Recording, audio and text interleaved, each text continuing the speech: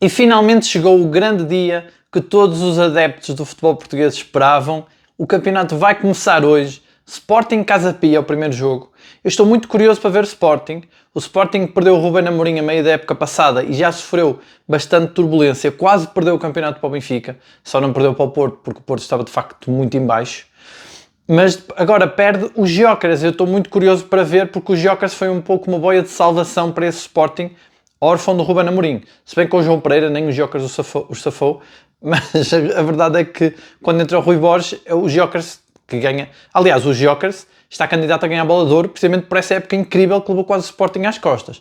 Estou para ver se esse Luís Soares vai conseguir superar o legado do Gyökeres, que é muito pesado. Eu acho que o legado do Gyökeres, a pressão que o Gyökeres teria para ser o grande avançado da Liga, está agora do lado do Porto, está no SAMU. O SAMU é o jogador mais caro da história do futebol português, 32 milhões de euros. Eu estava a ver um gráfico hoje de investimentos dos três grandes. O Benfica continua a ser o clube que mais investe, mas investiu menos que na época passada. O Sporting ficou muito abaixo, realmente eu acho que o Sporting é o que está mais atrasado a nível de contratações. E o Porto é o que aumentou mais o valor que investiu no reforço do plantel. Chega o Gabri Veiga por 15 milhões, o Alberto Costa por 15 milhões, o Froholt por 22 milhões, o SAMU, que acaba por chegar aos 32 milhões porque compra mais 17 milhões, gasta mais 17 milhões para chegar, para ficar com 100% do passe e agora chega a esses 32 milhões incríveis. Eu acho que o SAMU tem tudo para ser essa figura do campeonato. Muitos de vocês comentaram no último vídeo que acham que vai ser o De Jong o titular do Porto. Pode acontecer, principalmente nesta fase inicial, eu acho que pode, porque eu continuo a dizer, o SAMU está muito ansioso. Muita gente diz que ele tem fraca qualidade de posse de bola. Eu não sei se é bem isso, eu acho que é mais ansiedade, porque o SAMU já fez grandes jogadas, principalmente no início da época passada, com o Vítor Bruno. Ele fez grandes jogos e grandes golos. Não me sai da cabeça aquela exibição que ele fez contra o Manchester United na Liga Europa. E eu acho que esse SAMU desaparece por questões mais psicológicas e emocionais, que eu acho que ele ainda não ultrapassou 100%. E o Porto continua a apostar muito nele, e eu acho que bem, acho que vai ser mais uma época, e acho que o De Jong vai fazer essa pressão para que ele finalmente comece a marcar golos, porque ele sabe que vai estar bastante pressionado, e vai trazer essa experiência que pode influenciar positivamente o SAMU. O Porto entra em campo só na segunda-feira, o jogo foi adiado por causa do Jorge Costa, que o jogo seria sábado, mas vai ser na segunda-feira. Esse jogo vai ter casa cheia, o estádio do Dragão vai estar cheio, é muito entusiasmo. Nesta época de verão, principalmente, as pessoas adoram ir ao futebol, ainda por cima vai ter essa homenagem ao grande Jorge Costa, ao nosso grande capitão. O Porto está a colocar essa possibilidade, como eu já tinha falado no vídeo anterior, de fechar a camisola 2. A camisola 2 tem muito peso. Há outros jogadores que usaram a camisola 2, como o João Pinto, o próprio Bruno Alves, que eu sei que é um defesa central que não tem o peso que teve o Jorge Costa, mas foi muito importante no Porto. O Porto sempre teve grandes jogadores com a camisola 2.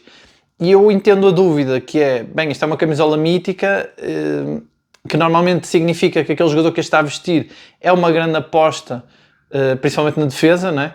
Mas já há essa possibilidade de fechar a camisola por causa do Jorge Costa, está em aberto. Eu acho que vai acontecer, eu acho bem, acho que é uma homenagem justa, mais uma. Por falar em homenagens, ontem aconteceu uma ironia do destino. O Braga foi jogar na Liga Europa contra o Cluj, portanto, duas equipas treinadas por Jorge Costa. Portanto, foi emocionante no início, fizeram uma homenagem, é sempre bonito ver esses gestos dos clubes e, de facto, essa ironia. O Braga que venceu, e atenção que o Braga está-se a reforçar muito bem. Eu acho que o Braga, com os fatores certos, com as conjugações certas, pode ser candidato também ao título. Eu acho que o Braga perde muito porque está naquele emaranhado das eliminatórias das competições europeias. Isso prejudica sempre muito. Eu vejo outra equipa que é o Santa Clara, que também venceu ontem. Eu vejo os emaranhados naqueles playoffs e eu tenho um bocado de pena, principalmente as equipas pequenas, porque normalmente elas não se recuperam mais daquele início muito desgastante. São equipas que não têm estrutura normalmente para tanta eliminatória. Mesmo o Braga, que é também o Braga que fez mais investimento da história. Basta ver o Paulo Vítor, foi o jogador mais caro de sempre do Braga, 12 milhões, um bom avançado. Mas são sempre muitos jogos e eu já vi que se o Braga venceu ontem o Cluj fora, agora vai jogar em Braga. E se o Braga passar a eliminatória, volta a jogar outra eliminatória, é infinito, é um ciclo sem fim e é um problema depois para as equipas. O Benfica também está metido nessas eliminatórias, isso pode ser bom para o Porto, na luta pelo título, porque eu acho que é uma vantagem mesmo. Eu acho que é melhor poder jogar, por exemplo, o Porto jogou contra o Atlético de Madrid, mas é um amigável, é controlado, do que, por exemplo, se fosse uma eliminatória da Liga Europa ou da Champions, o Porto ia ter que jogar duas mãos frente ao Atlético e depois ia ter outra eliminatória. Todo aquele desgaste numa fase em que a equipa ainda está a crescer e a adaptar-se, eu acho que prejudica bastante. Mas é isso, continuam as homenagens. Eu estou a adorar ver as histórias que vocês contam sobre Jorge Costa. Se quiserem deixar nos comentários, deixem mais histórias. É sempre bonito. O nosso capitão tem muita história, de facto, no clube. Muitas histórias engraçadas, muitas histórias de superação. Portanto, vamos continuar com essas homenagens, com essa onda de homenagens do nosso eterno capitão, que representou tão bem a mística do Porto. O Porto anunciou que esgotou os bilhetes para o jogo com a Vitória de Guimarães, com uma frase que mostra muito esse tentar dar a volta por cima. Eles dizem que já começamos a honrar o legado de Jorge Costa ao encher o estádio, ou seja, já vai começar a haver muito esse lema de tentar honrar o Jorge Costa. É bom, pode ser que puxe a equipa para cima. Estas coisas nunca são boas, principalmente, como eu digo, é que o Jorge Costa privava com o plantel. Mesmo jogadores que podem não entender tanto da história do Porto, porque são de outro país, enfim, não sei se isso aí já depende do trabalho que o Porto fez com eles, mas mesmo que eles não sintam muito, é uma pessoa que está com eles, então é um golpe muito rude. E alguém dizia aqui nos comentários no outro vídeo, que também é verdade, é que também mexe com a estrutura, porque internamente muda tudo, é preciso arranjar um novo diretor desportivo, é complicado. Vi hoje também uma estatística, eu acho que era no Diário de Notícias, não sei muito bem que jornal foi, se alguém souber puder deixar nos comentários, eu acho que era o Diário de Notícias, que dizia que é a liga com mais jogadores espanhóis de sempre. E é interessante ver que a anterior edição da liga com mais espanhóis tinha sido no tempo de Lopetegui no Porto. Quem não se lembra dessa equipa? Eu acho que o declínio do Porto começa aí, porque o Porto investiu muito em nomes que não era necessário, muito caros, que não tinham muito a ver com o ADN do Porto. O Porto tinha como guarda-redes o Casillas, tinha o Casemiro no meio campo, Casemiro brasileiro, mas o Casillas espanhol. E lembrando dos espanhóis, o Adrián Lopes. Foi buscar também o Quaresma a meio dessa época, tinha o Oliver Torres. Eu ainda acho que o Quaresma seria o melhor, mas tinha o Brahimi, que também veio de Espanha, apesar de não ser espanhol. Tinha uma série de jogadores, tinha até o defesa esquerdo, o José Ángel, Martins Indi, que nunca se afirmou. Era muito, o Porto investiu muito nessa época, eu acho que é a partir daí que o Porto começa a cair. O próprio treinador é espanhol, Lopetegui, e o Porto nesse ano precisava de títulos que não conseguiu. O Porto jogava também muito bem em posse de bola, faz lembrar um pouco o Farioli na qualidade de posse de bola, mas eu acho que Farioli, sendo técnico italiano, ele não tem essa cultura de segurar a bola em vez de fazer golo, que é essa a diferença para o Lopetegui. O Lopetegui era muito da escola do Guardiola, de tentar a posse de bola. O Vítor Pereira era um pouco assim também, de ter muita posse de bola, e às vezes essas equipas às vezes esquecem-se de rematar a baliza. Acontecia muito isso com o Lopetegui.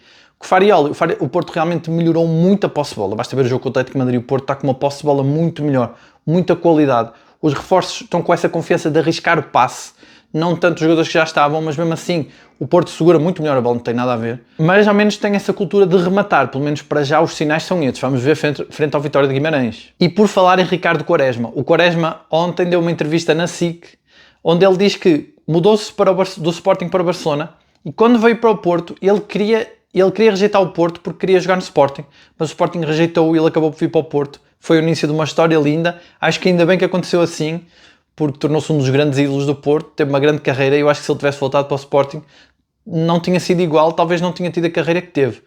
Porque o Quaresma, bem, aqui vou fazer uma comparação com o Samu, eu acho que o Quaresma tinha esse problema emocional, que é difícil mantê-lo focado, porque qualidade ele tem, qualidade técnica, e o Porto era o clube certo nessa altura para levantar esse tipo de jogadores e tirar o máximo rendimento deles.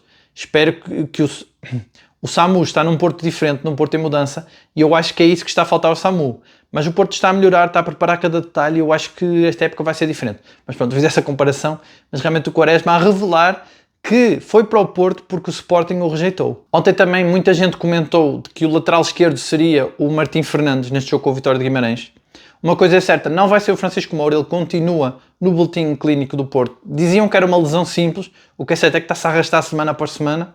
Enfim, espero que o Francisco Moura recupere rápido, mas então fica aqui a dúvida, Martim Fernandes ou Zaidu?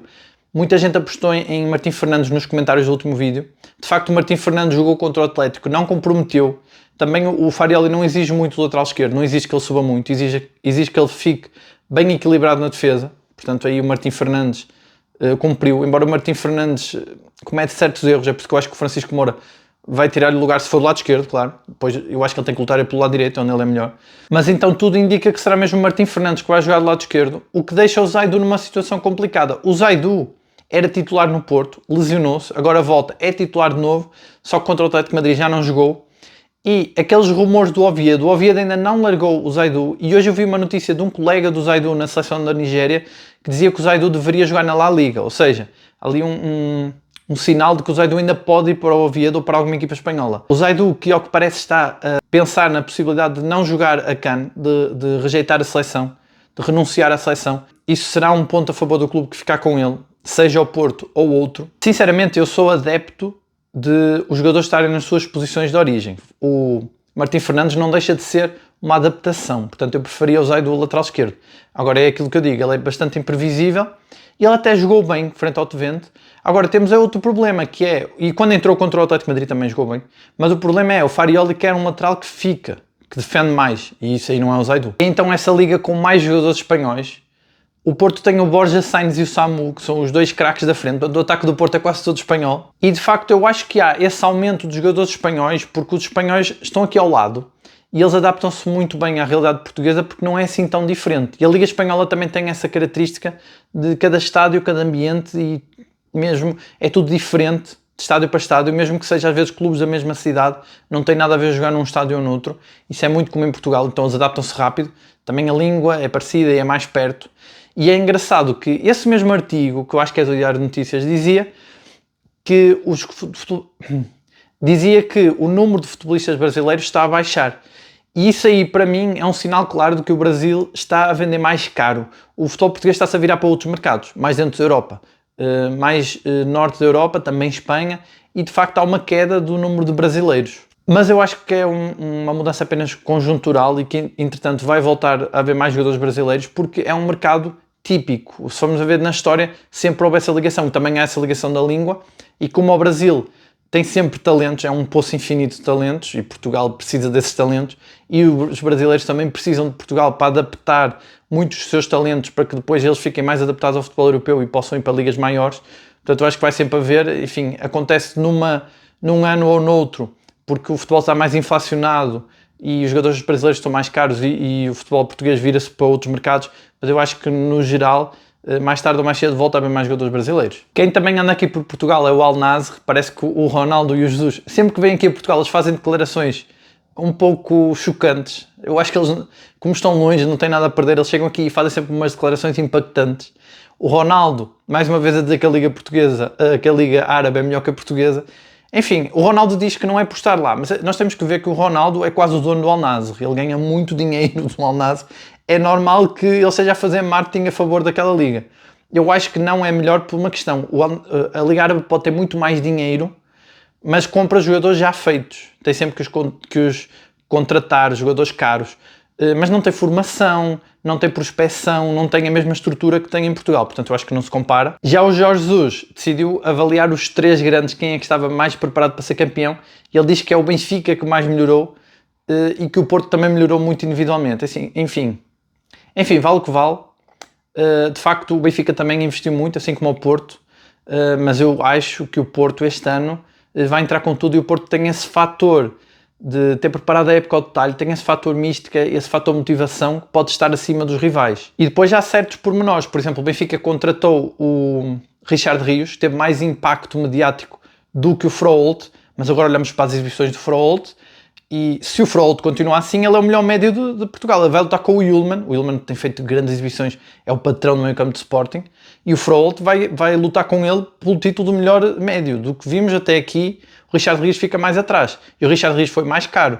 Portanto, esses pormenores podem fazer a diferença depois mais tarde para quem vai vencer o campeonato. Outra notícia também que surgiu é que o Newcastle parece estar decidido a contratar o Samu. Eu acho que o Samu não vai aceitar, acho que o Porto também não vai aceitar, no entanto é sempre uma possibilidade.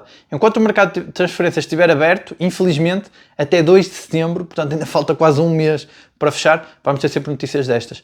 O meu maior medo nestas notícias não é que se concretize a transferência, até porque o Porto já mostrou que se mexe bem no mercado, já contratou o Luuk de Jong, se for preciso contrata outro avançado, até porque se o Samu sair vai ser por muito dinheiro, embora eu acho que não saia. O meu medo aqui é afetar o psicológico do jogador. Eu já disse que eu acho que o Samu não está ainda muito bem em termos emocionais, ele tem que se controlar melhor, tem que ficar mais focado e estas notícias vêm prejudicar claramente esse trabalho emocional que o jogador precisa. Muita expectativa então para essa estreia do Porto no campeonato. O Porto há 50 anos que não perde numa estreia no campeonato em casa, portanto o Porto no Dragão na primeira jornada é sempre o dono e senhor do jogo, nunca perde e ninguém está à espera que perca, embora o Vitória de Guimarães é sempre um rival muito difícil, muito competitivo. E este Vitória de Guimarães joga naquele sistema de 5 defesas, que nestes jogos contra grandes equipas causa muita dificuldade.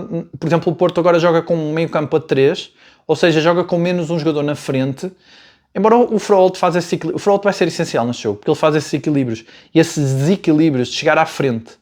Porque o Frollo vai ter que impor toda a sua capacidade física, como fez frente ao Atlético, porque se o Vitória de Guimarães joga com 3 centrais, o Samu não vai chegar para os 3, mesmo que o Borja Sainz venha para o meio, deixar a ala mais aberta. Lá está, aí poderia jogar o Zaidu, porque o Martim, do lado esquerdo, não vai ter essa capacidade toda de estar sempre aí para a frente, de comer metros ali no corredor.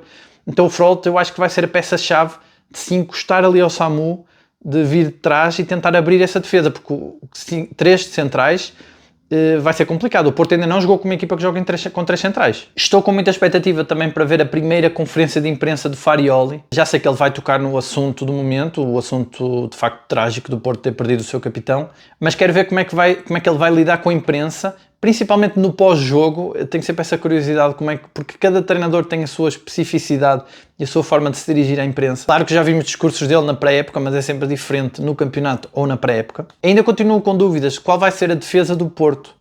De facto, em princípio vai ser o Martim do lado esquerdo, não pode ser o Zaidu, por causa dessa questão do Guimarães jogar com 5 defesas. No entanto, a maior dúvida para mim é nos centrais. Quem vão ser os centrais do Porto? Depois acho que do meio campo para a frente não há dúvidas. Acho que vai jogar o meio campo de sempre, o Varela, Gabri Veiga e Frollo. Vocês sabem que eu sou a favor de jogar o Mora, mas vai jogar o Gabri Veiga. E depois na frente o Borja Sainz, o PP e o Samu. Vocês sabem que eu sou a favor se o Mora não estar no meio campo, devia estar no lugar do PP, mas vai jogar o PP. Mora que está eleito para ganhar a bola de ouro dos sub-21. Vamos ver se ele vence. Em princípio não, porque o Porto não tem currículo de títulos e isso é importante sempre. Mas se o Mora vence esse título, espero que não, porque isso vai lhe dar muita visibilidade e ele pode ser vendido. É que se há um lado positivo deste relegar do Mora de titular para o banco, é que ele fica mais escondido e assim até ao fecho do mercado de transferências pode ser que ninguém o queira levar. Mas se ele ganha a bola de ouro de sub-21 aí é complicado. Agora esqueci-me como é que se chama o prémio. Prémio Copa, acho eu. Enfim, se vocês souberem, depois deixem nos comentários qual é o prémio. E já agora, deixem nos comentários se acham que o Mora pode vencer esse prémio. Já sabem que eu leio sempre os comentários todos, tento responder no vídeo seguinte, tento também responder na hora, são muitos comentários, às vezes não é fácil responder a todos, mas comentem, eu leio todos. Deixem a vossa opinião, é muito importante a vossa opinião. Há sempre coisas que escapam aqui, há sempre informações que vocês podem dar, e é sempre bonito essas homenagens, essas histórias que têm com o Jorge Costa. O que é que vocês acham deste início do campeonato? Vale também comentar sobre o jogo de Sporting de hoje. Se vocês estão com esperança que o Sporting escorregue já hoje na primeira jornada, ou se acham que esse Luís Soares vai realmente substituir os Jokers e estrear-se já com muitos golos. O que é que vocês acham do 11 que vai jogar contra o Guimarães? Ontem já tivemos algumas pessoas a comentar sobre qual seria o 11. Ele é mais ou menos previsível, parece-me, mas depois na defesa há dúvidas, porque havia, por exemplo, uma pessoa que ontem comentava dizendo que não vai jogar o Nohan Pérez, vai jogar o Pepites e o Bednarek, porque o Nohan Pérez comete muitos erros. O que é certo é que contra o Atlético de Madrid foi ele titular e não cometeu assim tantos erros. Portanto, quem é que vai jogar na defesa? E até mesmo que vocês achem que o 11 é muito previsível, qual é que seria o vosso 11? Porque pode ser outro. Por exemplo, também há muita gente que acha que o De Jong deve jogar no lugar do Samu. Isso também é uma dúvida. Embora vocês podem até ter a certeza que vai jogar o Samu, se a vossa opinião for outra, podem também deixar nos comentários. É isso, malta. Começa o campeonato. Acho que há 4 candidatos ao título. Porto, Braga, Sporting e Benfica. O Braga e o Porto, que foram os que estavam piores na época passada, foram também os que agora investiram mais e estão mais próximos, aproximaram-se mais dessa luta. Subiram muito a qualidade dos plantéis. E é isso. Deixem o like. Subscrevam o canal se ainda não subscreveram. Um grande abraço a todos e até amanhã.